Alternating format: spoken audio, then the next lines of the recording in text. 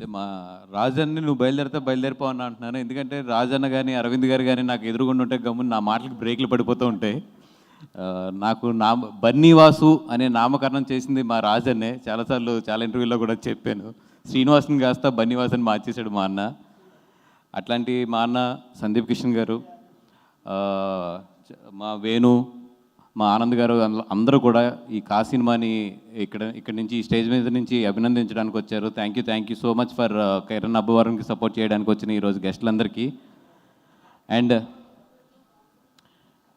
ఈ సినిమా గురించి నేను ఏదైనా మాట్లాడాలి, నాకు నిజంగా ఒక మనస్ఫూర్తిగా అనిపిస్తే తప్పితే నేను ఎప్పుడు రాను ఎక్కడికి, లేదా మనస్ఫూర్తిగా అనిపిస్తే తప్పితే గమ్ముని మాట్లాడను. మన వంశీ వచ్చి మన కిరణ్ వీళ్ళందరూ ఫోన్ చేసి అడిగినప్పుడు డెఫినెట్గా నేను వస్తానని చెప్పాను. దానికి రెండు కారణాలు ఏంటంటే, నాకు సినిమా నిజంగా చాలా జెన్యూన్గా బాగా నచ్చింది. ఎంత బాగా నచ్చిందంటే, నేను ఎన్నో కథలు వింటాను, నా ఎక్స్పీరియన్స్లో కొన్ని వందల కథలు వినటం వల్ల ఏంటో తెలియదు, కానీ ఒక సినిమా చూస్తున్నప్పుడు కానీ లేదంటే ఒక కథ వింటున్నప్పుడు కానీ వాళ్ళు వెళ్ళే స్క్రీన్ ప్లే ప్యాటర్న్లో ఓకే ఇలా వెళ్తుంది, ఇక్కడ ఇలా ఉంటుంది అనేది ఒక ఎంతో కొంత దొరుకుతుంది మాకు, అంటే తెలుస్తుంది ముందు. ఎస్పెషల్లీ సినిమా చూస్తున్నప్పుడు అయితే డెఫినెట్గా తెలుస్తుంది. బట్ ఈ సినిమా నేను హానెస్ట్గా చెప్తున్నాను, నాకు క్లైమాక్స్ తెలీదు నేను చూస్తున్నప్పుడు. ఇట్లాంటి క్లైమాక్స్ వస్తుందని అయితే మాత్రం నేను గెస్ చేయలేకపోయాను. నేను ఏదైనా ఒక 10 సినిమాలు చూస్తే 10 సినిమాలకి నాకు ఎండింగ్ ఇక్కడ ఉంటుంది అనేది ఒక అర్థమవుతుంది. బట్ ఈ సినిమాకైతే ఎట్టి పరిస్థితుల్లోని నా వల్ల అయితే కాలేదు క్లైమాక్స్ నేను గెస్ చేయడం, ఎలాంటి క్లైమాక్స్ వస్తుందని. నిజంగా that is great screen play. నేను చూసిన ఈ మధ్యలో అన్నింటిలోని కూడా గ్రేట్ స్క్రీన్ ప్లే. ఎందుకంటే ఆ స్క్రీన్ ప్లేలోనే ఎప్పుడు కూడా ఆడియన్కి డైరెక్టర్స్ దొరుకుతారు, ఓకే ఇతను ఎలా చెప్పాలనుకుంటున్నాడు, ఎలా చేయాలనుకుంటున్నాడు అని. ఎక్కడా కూడా స్క్రీన్ ప్లేలో చిన్న మిస్టేక్ కూడా ఇవ్వకుండా ఎక్కడికక్కడ మన బ్రెయిన్కి పని చెప్తూ తీసుకెళ్ళి ఒక క్లైమాక్స్లో మాత్రం ఒక అద్భుతాన్ని రివీల్ చేశారు. నిజంగా సుజిత్ అండ్ సందీప్, నేనైతే మీ స్క్రీన్ ప్లే ఈ మధ్యలో నేను చూసిన బెస్ట్ స్క్రీన్ ప్లే అయితే ఇదే. ఈ మధ్యలో నేను సినిమా చూస్తున్నప్పుడు కూడా మీ పేర్లు నాకు నిజంగా ఎవరో కొత్త డైరెక్టర్లు అంటే ఇద్దరు అన్నదమ్ములు అంటే అనుకున్నాను, కానీ సినిమా ఏంటంటే అడిగాను మీ ఇద్దరు పేర్లు ఏంటి వాళ్ళిద్దరి అని చెప్పి. అంత బాగా నచ్చింది. అంటే ఒక సినిమాలో హీరో బాగా డ్యాన్స్ చేస్తే క్లాప్స్ పడతాయి, హీరో ఇంట్రడక్షన్ క్లాప్స్ పడతాయి, లేదా హీరోయిన్ ఇంట్రడక్షన్ క్లాప్స్ పడతాయి, లేదంటే ఒక మంచి కామెడీ సీన్ ఎంటర్టైన్మెంట్ సీన్ వచ్చినప్పుడు క్లాప్స్ పడతాయి. కానీ ఈ మధ్యలో స్క్రీన్ ప్లేకి క్లాప్స్ పడిన సినిమా అయితే మాత్రం ఇదే. క్లైమాక్స్ దగ్గర మీరు ఎంత పెద్ద రైటర్ అయినా సరే, ఎంత పెద్ద రచయితలైనా సరే, ఈ సినిమా మీరు ముందు కథ తెలుసుకోకుండా వెళ్ళి క్లైమాక్స్ని గెస్ట్ చేస్తే మాత్రం మీరు ఇంకా గాడ్సే అది. అండ్ ఈ సినిమాలో పనిచేసిన అందరికీ కూడా, ఇంత మంచి సినిమాకి మీరు అందరూ కూడా భాగస్వాములు అయ్యారు. చాలా మీ అందరికీ కూడా మంచి భవిష్యత్తు ఉండాలని కోరుకుంటున్నాం. బికాజ్ అందరూ కూడా యంగ్స్టర్స్, కొత్త వాళ్ళు ఉన్నారు మొత్తం అందరూ కూడా. అండ్ ఎస్పెషల్లీ నేను నిజంగా అప్రిషియేట్ చేయవలసింది ప్రొడ్యూసర్ గారిని. ఇందాక అడిగాను అక్కడ కూర్చున్నప్పుడు, సార్ ఎంత బడ్జెట్ అయిందంటే ఆయన ఒక నెంబర్ చెప్పారు. ఆ నెంబరు ఈ సినిమా స్టార్టింగ్లో ఈ సినిమా మీద పెట్టాలంటే నిజంగా గట్స్ కావాలి. మరి ఆయన 3వ సినిమా కాబట్టి తెలిసి పెట్టారో లేదా ఒక ధైర్యంతో పెట్టారో ఎట్లా పెట్టారో తెలియదు, కానీ నిజంగా ఆయన గట్స్ కానీ ఆయన ఎదరెదర ఈ సినిమా ఫీల్డ్లో ఎదగాలి అనుకుంటున్నారు. డెఫినెట్గా ఏంటంటే ఈ గట్స్ అండ్ ఈ ధైర్యం ఉంటే మాత్రం 100% మంచి సినిమాలు ఆయన దగ్గర నుంచి డెలివరీ అవుతాయి. ఎందుకంటే ఎప్పుడు కూడా ఒక మనిషి ఒక బిజినెస్ బాగా తెలిసిపోతే క్యాలిక్యులేషన్స్ వస్తాయి. ఆ క్యాలిక్యులేషన్లో వచ్చిన తర్వాత రిస్క్ తీసుకోలేం. ఇంకా ఆయన ఈ రిస్క్ తీసుకునే స్టేజ్లో ఉన్నారు కాబట్టి డెఫినెట్గా ఇంకో 4-5 సంవత్సరాలు అయితే మాత్రం మంచి సినిమాలు పడతాయి డెఫినెట్గా ఆయన దగ్గర నుంచి. అండ్ మీ రిస్కే చాలామంది కొత్త టెక్నీషియన్స్ కానీ కొత్త వాళ్ళందరికీ కూడా మంచి భవిష్యత్తుని ఇస్తాయి. ఎందుకంటే మాగలాగా బాగా క్యాలిక్యులేషన్స్ నేర్చుకున్న వాళ్ళకి ఏదైనా రిస్క్ చేయాలంటే భయం వేస్తుంది. అండ్ అదే రిస్క్ గురించి మాట్లాడాలంటే నాకు వంశీ గుర్తొస్తాడు. అంటే కిరణ్, వంశీలు ఇద్దరు కూడా నాకు చాలా నా హార్ట్కి దగ్గరగా ఉండి నా డైలీ లైఫ్లో ఎంతో కొంత షేర్ చేసుకునే మనుషులు కిరణ్ అబ్బవరం గారు కానీ వంశీ కానీ. అట్లాంటి వంశీ ఒక రోజు వచ్చి, అన్న మన కిరణ్ సినిమా కొంటున్నాను. కిరణ్ సినిమా కదా కొను, ఏముంది దాన్నే ఉంది. నాకు రేట్ చెప్పలేదు, హానెస్ట్ నాకు రేట్ అయితే చెప్పలేదు.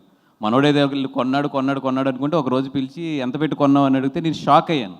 ఎందుకంటే కిరణ్ సినిమా అంత పెట్టి కొన్నాడు, కిరణ్కి మంచి మార్కెట్ క్రియేట్ చేశాడు అనేది ఎంత ఆనందంగా ఉందో లోపల.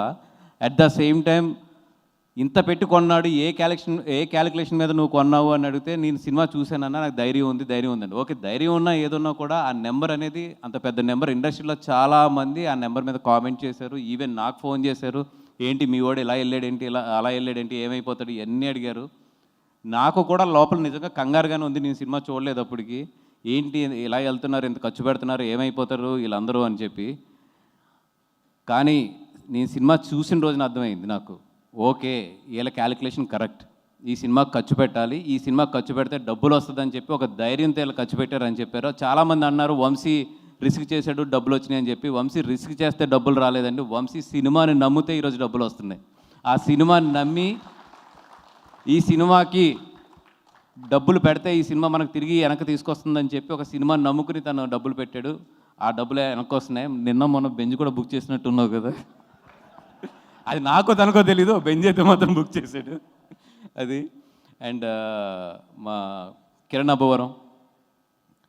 కిరణ్ అబ్బవరం గురించి చెప్పాలంటే, అంటే ఇందాక రాజన్న చాలా చెప్పాడు.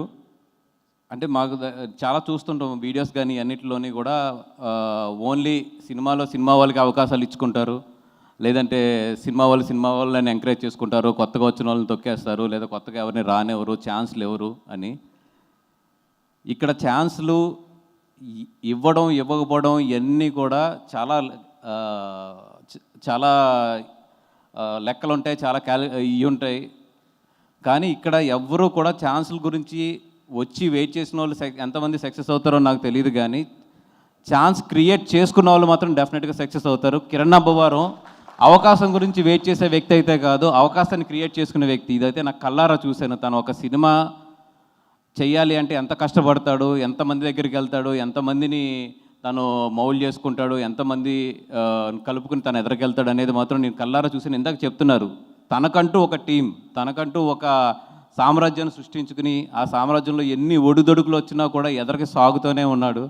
ఎందుకంటే తన జర్నీ చూస్తే రాజావారు రాణి గారు కానీ, దాని తర్వాత వచ్చిన ఎస్ఆర్ కళ్యాణ మండపం కానీ, ఇవన్నీ కూడా మంచి పేరు వచ్చిన తర్వాత పడ్డాడు, కిందకి పడుతూనే ఉన్నాడు. పడిపోయాడు అన్నారు, అయిపోయాడు అన్నారు, ఇంకా లేగలేరు అన్నారు. ఇన్ని జరుగుతున్నా కూడా మనిషి మళ్ళీ లేచి నిలబడ్డాడు. అంటే అది బయట అనుకుంటున్నారు తప్ప మనిషి పడిపోయాడని తన లోపల ఎక్కడా కూడా పడలేదు తను.